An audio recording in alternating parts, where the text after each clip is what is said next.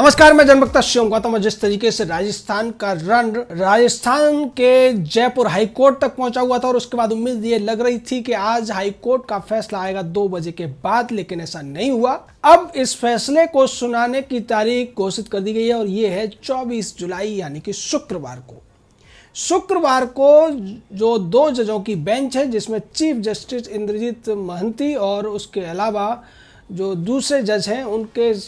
दोनों के द्वारा जो फैसला लिया गया है उसको सुनाया जाएगा। और तब तक के लिए विधानसभा अध्यक्ष सीपी जोशी का जो फैसला है, जो नोटिस है, उसको अमान्य या फिर स्थगित माना जाएगा, ये कहना है राजस्थान हाई कोर्ट का। और ये सीधे तौर पर अशोक गहलोत के उस काले जादू के ऊपर एक मरहम के तौर पर है जो कि वो करना चाहते थे 19 विधायकों के खिलाफ। दरअसल आज जो बहस हुई थी उसमें अभिषेक मनु सिंघवी ने कहा था क्योंकि ये जो याचिका है प्री मैच्योर है, अभी तक विधानसभा अध्यक्ष ने कोई फैसला नहीं लिया है और इसीलिए ये याचिका कोर्ट में नहीं आ सकती। कोर्ट विधानसभा अध्यक्ष की शक्तियों में हस्तक्षेप नहीं कर सकता है। विधानसभा में विधानसभा अध्यक्ष सर्वोपरि होता है और उसकी शक्तियों को कोर्ट में चैलेंज नहीं किया जा सकता है, ये कहना था अभिषेक मनु सिंघवी का। लेकिन इसका जवाब दिया मुकुल रोहतगी ने। उन्होंने कहा कि जो कुछ हुआ विधानसभा अध्यक्ष के द्वारा वो उचित नहीं था। विधानसभा अध्यक्ष किसी भी हालत में विधानसभा के बाहर की किसी मीटिंग के लिए विप के ऊपर कार्रवाई नहीं कर सकते हैं। विप विधानसभा के सत्र के दौरान चलता है, विधानसभा के अंदर चलता है और उसका बाहर की मीटिंग में कोई औचित्य नहीं है। साथ ही मुकुल रोहतगी ने एक और बड़ी बात की तरफ अदालत का ध्यान खींचा और वो ये थी, उन्होंने कहा कि महेश जोशी जो कि मुख्य सचेतक हैं, कांग्रेस पार्टी के चीफ विप हैं, उन्होंने ही एक शिकायत दर्ज कराई थी विधानसभा अध्यक्ष के सामने और जो कुछ शिकायत में कहा गया था वही सारा का सारा कॉपी पेस्ट करके विधानसभा अध्यक्ष सीपी जोशी ने विधायकों के नोटिस में डाल दिया। इसका सीधा मतलब है कि विधानसभा अध्यक्ष ने जो निर्णय लिया वो किसी और के कहने पर और किसी और के इशारे पर किया है। उनका सीधा सा इशारा राजस्थान के मुख्यमंत्री और काले जादू के बड़े जादूगर अशोक गहलोत की तरफ था। अशोक गहलोत को ये उम्मीद थी कि आज विधानसभा के ये जो 19 विधायक हैं, इनकी जो बहस चल रही है वो पूरी हो जाएगी, निर्णय आ जाएगा और उसमें जो विधानसभा अध्यक्ष का जो फैसला है उसको मान लिया जाएगा। उसके बाद वो आसानी से बुधवार को विशेष सत्र बुलाकर अपना बहुमत साबित कर देंगे, क्योंकि अगर विधानसभा में 19 विधायकों की सदस्यता चली जाती है, वैसी स्थिति में भारतीय जनता पार्टी के 72 + 3 जो आरएलपी के विधायक हैं 75 होते हैं और उस स्थिति में कांग्रेस के विधायकों की संख्या ज़्यादा रहेगी, क्योंकि उनके साथ निर्दलीय भी हैं, 2 जो राजस्थान की ट्राइबल पार्टी है उसके भी हैं। तो उस स्थिति में अशोक गहलोत को उम्मीद थी कि उनकी सरकार आसानी से बच जाएगी और इसके 2 फायदे वो उठाना चाहते थे। पहला तो ये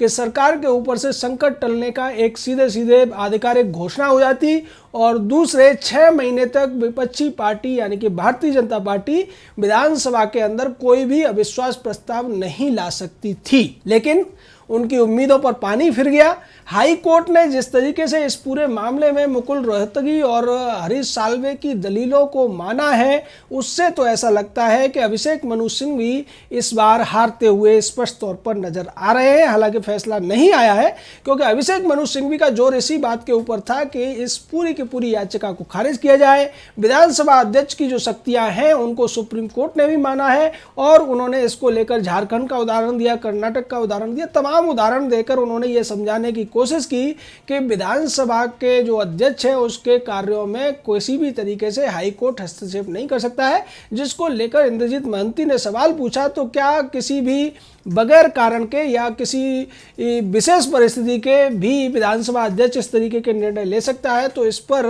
अभिषेक मनु सिंघवी ने कहा कि नहीं, विधानसभा अध्यक्ष मनमानी नहीं कर सकता है, लेकिन यहाँ पर वाजिब कारण है, जिसका विरोध किया मुकुल रोहतगी ने। और उन्होंने स्पष्ट कर दिया कि विधानसभा अध्यक्ष का जो आचरण है बिल्कुल संदेह के दायरे में है। उन्होंने जो कुछ किया है नियमों के तहत नहीं किया है और यहाँ पर किसी भी तरीके से विप का उल्लंघन नहीं है, क्योंकि विप जारी करने का जो पूरा का पूरा एक दायरा है वो विधानसभा के अंदर होता है, विधानसभा सत्र के दायरे में होता है। और वैसी स्थिति में ये विधायक जो किसी भी तरीके से पार्टी तोड़ने का काम नहीं कर रहे थे, पार्टी से अलग जाने की घोषणा नहीं की थी इन्होंने, और केवल ये मुख्यमंत्री से सवाल कर रहे थे। इससे पहले हरीश साल्वे ने भी यही बात उठाई थी कि अगर पार्टी को जगाने का काम विधायक करते हैं और अपने मुख्यमंत्री से किसी मुद्दे पर सवाल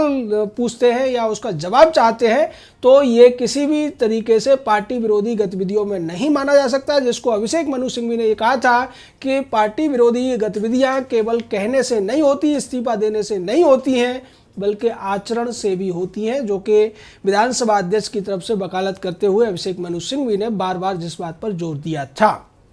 उम्मीद ऐसी थी कि इसका फैसला पिछले शुक्रवार को आ जाएगा, लेकिन ऐसा नहीं हुआ। और आज भी जब मुकुल रोहतगी ने एक और बड़ा तर्क रखा, उन्होंने कहा कि कभी भी इस तरीके का जब नोटिस दिया जाता है जिसमें कारण बताओ नोटिस होता है, उसमें कम से कम 7 दिनों का समय दिया जाता है सदस्यों को जो किसी सदन के सदस्य होते हैं, लेकिन इस मामले में केवल 3 दिन का समय दिया गया और जिस दिन शिकायत की गई उसी दिन कारण बताओ नोटिस जारी कर दिया गया विधानसभा अध्यक्ष के द्वारा, जो कि सीधे तौर पर एक उचित कदम नहीं था और इस पूरे मामले में कम से कम 7 दिन का समय विधायकों को मिलना चाहिए था। इस बात को कोर्ट ने पूरी तरीके से मान लिया, क्योंकि आज कोर्ट ने जो कहा कि निर्णय 24 तारीख को सुनाया जाएगा और तब तक विधानसभा अध्यक्ष किसी भी तरीके की कार्रवाई इन 19 विधायकों के खिलाफ नहीं कर सकते हैं और उस हिसाब से 7 दिन का समय अब विधायकों को मिल चुका है, जो कि अशोक गहलोत की एक करारी हार है। तो अब अशोक गहलोत इस गफलत में फंसे हुए हैं कि वो क्या करें। वो कल के लिए जो योजना बना के चल रहे थे, आज उन्होंने इसीलिए CLP की मीटिंग भी की होटल में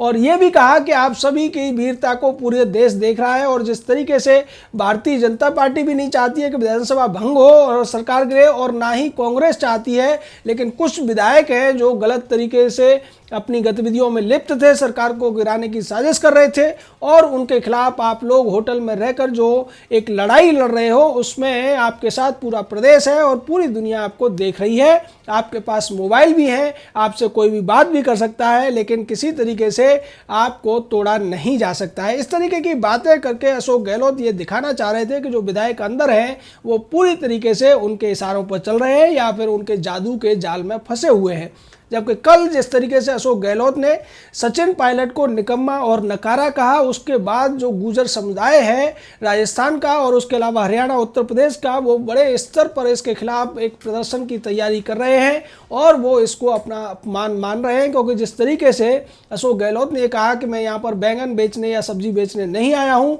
वो भी एक तरीके से जाति सूचक शब्द था, क्योंकि अशोक गहलोत जिस समुदाय से संबंध रखते हैं उनका काम फूल और सब्जियां उगाना ही होता है। तो इस तरीके से जो बातें की अशोक गहलोत ने वो जाति सूचक शब्दों को लेकर और एक तरीके से इनेंडो जैसे कानून की भाषा में कहा जाता है, जिसमें कहा कुछ और जाता है उसका मीनिंग कुछ और निकलता है। तो ये सारी बातें करके जो अशोक गहलोत हैं वो पूरी तरीके से गिरते हुए नजर आ रहे हैं। वहीं दूसरी तरफ उनके खिलाफ अब जिस तरीके से लोग लामबंद हो रहे हैं, सड़कों पर लोग निकलने लगे हैं, उसके बाद अशोक गहलोत को ये लगता है कि जल्दी से जल्दी वो अगर अपना बहुमत साबित कर लेंगे तो शायद उनकी सरकार बच जाएगी, क्योंकि अगर इस बार ये विधायकों ने किसी भी तरीके से जवाब दे दिया या कोर्ट ने इनके पक्ष में फैसला ले लिया और उसके बाद इन विधायकों ने इस्तीफा दिया तो उस स्थिति में उनके लिए मुश्किलें पैदा हो जाएंगी। दूसरी तरफ जो और विधायक अभी होटल के अंदर रुके हुए हैं उनमें से कम 1 दर्जन के करीब विधायकों के ऊपर अशोक गहलोत का विश्वास नहीं है और यही वजह है कि कल उन्होंने सचिन पायलट के खिलाफ एक